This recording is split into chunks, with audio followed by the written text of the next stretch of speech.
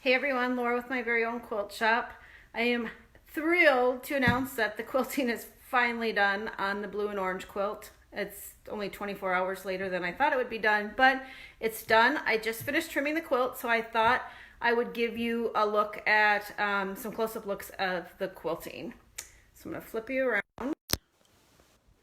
So I mentioned in the previous video I did, I guess it would be called organic straight lines.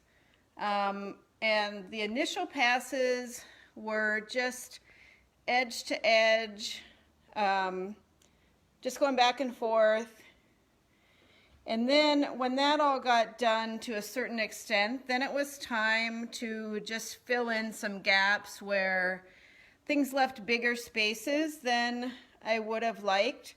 So this is a easy pattern, easy quilting plan to do.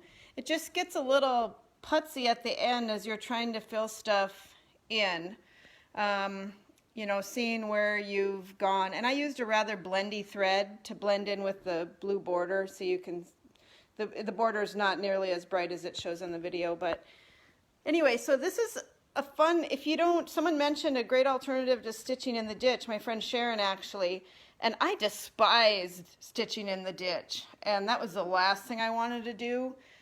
So I did this. When I showed it to my husband last night, and this had never even occurred to me, he said, oh, it looks like crisscrossing flight paths of like an airplane or satellites.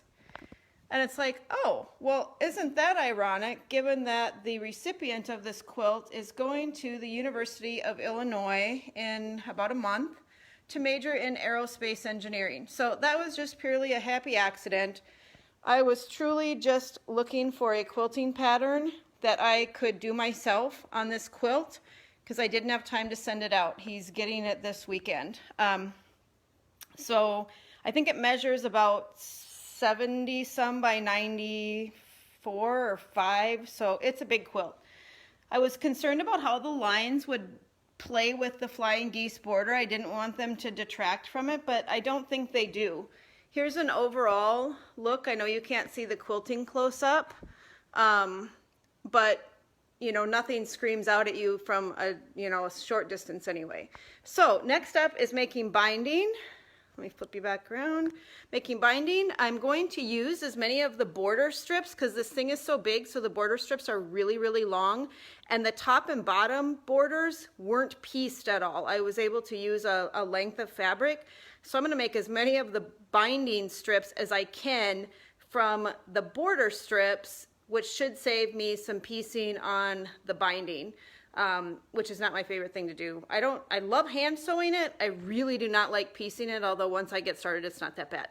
So I'm going to have a quick lunch, and then I am on to binding, and then I'll be in the home stretch for this quilt. So there is my update on the blue and orange quilt saga.